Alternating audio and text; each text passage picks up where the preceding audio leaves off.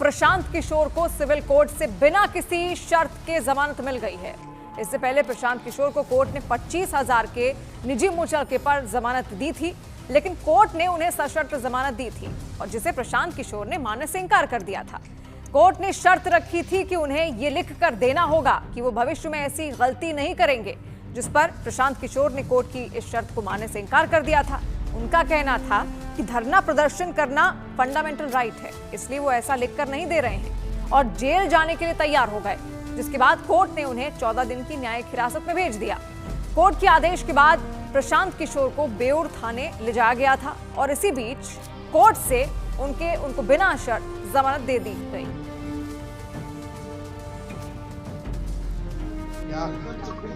जैसा कि आप देख पा रहे हैं, 2 घंटे पहले जिस प्रशांत किशोर को बिहार पुलिस पकड़कर बेउर जेल ले गई थी, कोर्ट ने, माननीय न्यायालय ने हम लोगों के अनुरोध को स्वीकार करते हुए अनकंडीशनल बेल, कोर्ट ने अनकंडीशनल बेल दिया है, जिसकी वजह से मैं अभी 1 घंटा पहले वापस यहाँ पर आया हूँ और आपसे मुखातिब हूँ। मैं अपनी बातों में हमेशा कहता हूँ कि जन बल के आगे कोई बल नहीं है, जन बल के आगे कोई बल नहीं है और ये जनता की आवाज़ है, उनका विश्वास है और उनके लिए हम लोग का किया गया सत्याग्रह का प्रभाव है कि एक तरह से ये आश्चर्यजनक बात है कि जिस प्रशांत किशोर को पुलिस ने डिटेन किया, पुलिस के अनुसार कोर्ट ने हम लोग को बेल कंडीशनल दिया। उस कंडीशनल बेल को हम लोगों ने, जैसा कि आपको मैंने पहले बताया, मानने से इनकार किया। मैंने जेल जाना स्वीकार किया था। जनता के सामने, आप सबके सामने हम बेउर जेल, पुलिस मुझे बेउर जेल ले गई, लेकिन वहाँ बेउर जेल में मुझे नहीं रखा क्योंकि उनके पास पेपर ही नहीं था। उनके पास, पुलिस के पास बेउर जेल में मुझे रखने के लिए पेपर ही नहीं था। उस पेपर के इंतजार में वो बैठे रहे, तब तक कोर्ट का जो फाइनल निर्णय आया, क्योंकि मैटर को फिर से री आर्ग्यू किया गया है और हमारे साथ बैठे हुए हैं वो वकील जो उस मैटर को री आर्ग्यू कर रहे थे। कोर्ट ने हम लोगों की बातों का संज्ञान लेते हुए अनकंडीशनल बेल दिया है, पुलिस पर टिप्पणी करी है और एक तरीके से हम लोगों की उस बात को वैलिडेट किया है कि गांधी मैदान में बैठकर शांतिपूर्ण सत्याग्रह किसी कानून का उल्लंघन नहीं है। और मैं कोई लंबी चौड़ी बात नहीं कहना चाहता हूँ। आज पूरे दिन के घटनाक्रम में बहुत सारे अनुभवों में मैंने ये देखा कि सैकड़ों ऐसे पुलिस वाले हैं जो पहले से जनसुराजी हैं। जितनी जगह मैं गया, जब मैं एम्स गया, वहां पर भी डॉक्टर कह रहा, सर हम तो आप 3 साल पहले से जनसुराज से जुड़े हुए हैं। फतुहा समुदाय, जैसा आपको मालूम है, एम्स के डॉक्टरों ने जब मेरा एडमिशन वहां नहीं कराया क्योंकि पुलिस के पास पेपर वर्क कंप्लीट नहीं था, पुलिस एम्स से निकाल कर मुझे बाहर ले गई और 5 घंटे तक एम्बुलेंस में घुमाते रहे। कोई समुदाय, कोई हेल्थ केंद्र इनको तैयार नहीं हुआ जो इनके नाम पर फर्जी फिटनेस सर्टिफिकेट जारी करे। अंत में मुझे ये फतवा ले गए और मैं वहाँ के डॉक्टरों को सलाम करना चाहता हूँ कि पुलिस के तमाम दबाव के बावजूद उन्होंने इनके कहने के अनुसार फिटनेस सर्टिफिकेट जारी नहीं किया।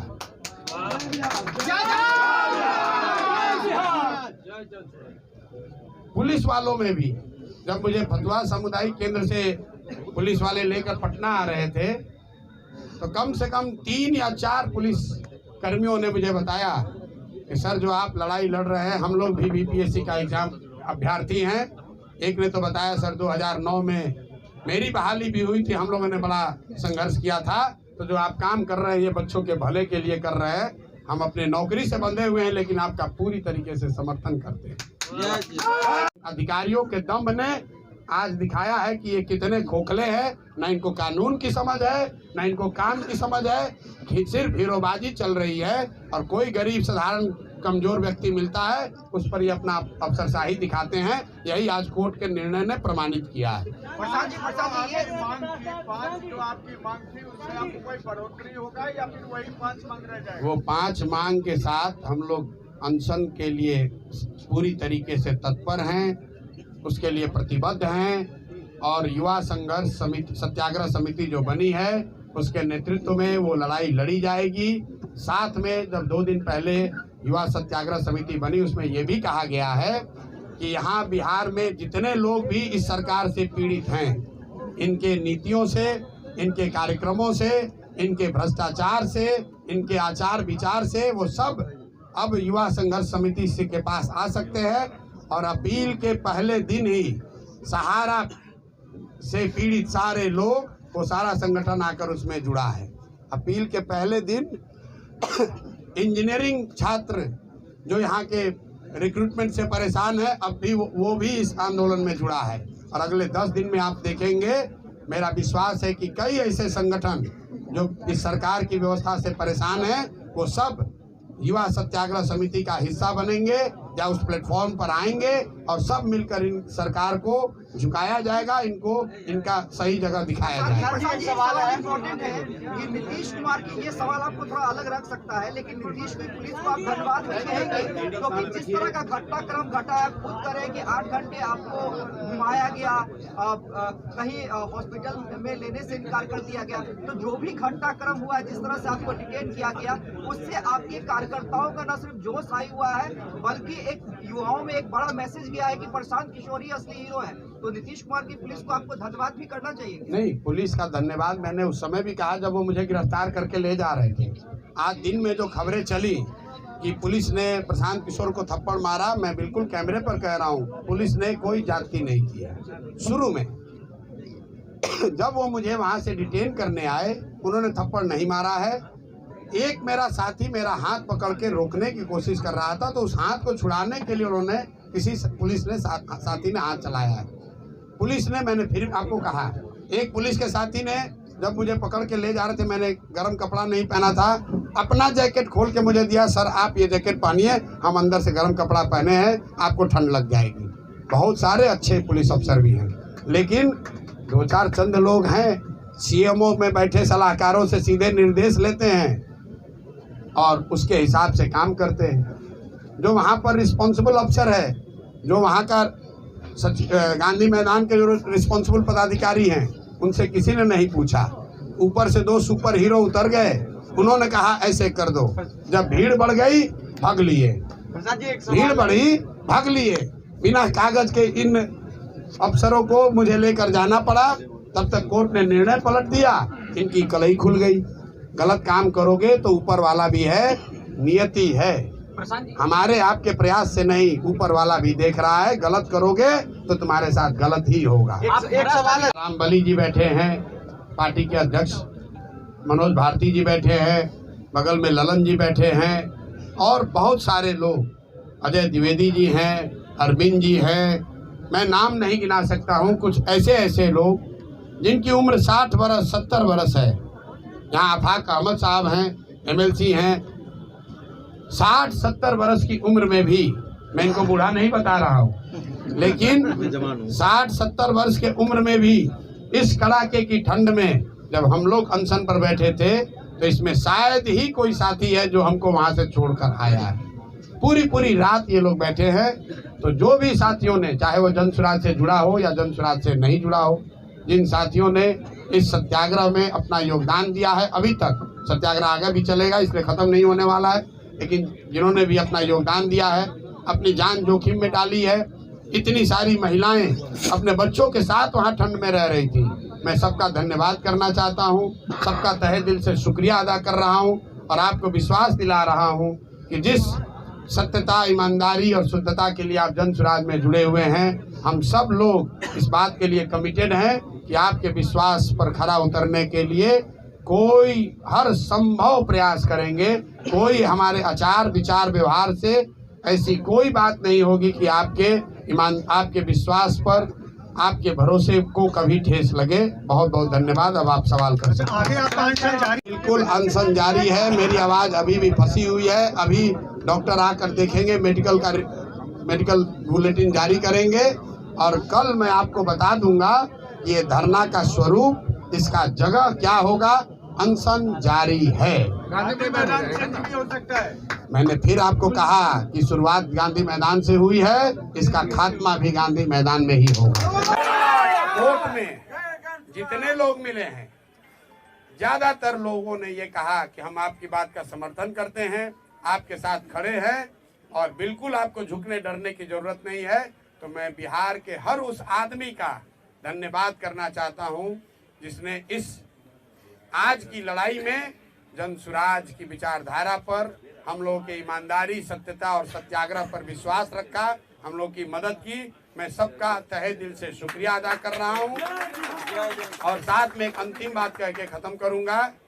मेरा अनशन जारी था, जारी है और आगे जारी रहेगा। आज पुलिस के तमाम प्रयासों के बाद भी मैंने पूरा दिन सिर्फ पानी पर ही बिताया है और मैं ये अनशन वापस नहीं ले रहा हूं।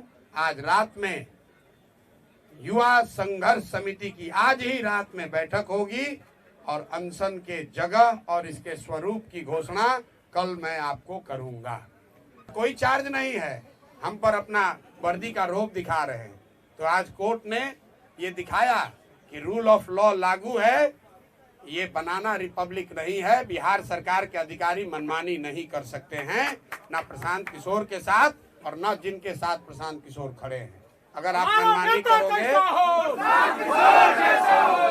मनमानी करोगे तो कोर्ट यहाँ है और हम लोग कल ही अगले 2 दिन में, जैसा पहले वादा किया है, बीपीएससी के परीक्षा के लिए कल हाई कोर्ट खुल रहा है और कल नहीं तो परसों हम लोग हाई कोर्ट में मूव करेंगे और प्रयास करेंगे कि सत्याग्रह के साथ साथ जो लीगल सहायता बच्चों को दी जा सकती है और जो अनियमितता हुई है, जो लूट हुई है, जो बच्चों के नौकरियों को 100 150 करोड़ में 1.5 करोड़ में बेचा गया है, ये 1000 करोड़ से ज्यादा का घोटाला, हम लोग चुप बैठने वाले नहीं हैं। इसलिए नहीं कि 1000 करोड़ रुपए का घोटाला हुआ है, इसलिए कि ये बिहार के सामान्य परिवारों के, गरीब परिवारों के उन बच्चों के भविष्य का सवाल है जो 3-3, 4-4 साल हाथ तोड़ मेहनत करते हैं इस सपने और इस विश्वास के साथ कि मैं पढ़ूंगा तो मैं भी सरकारी नौकरी कर सकता हूं।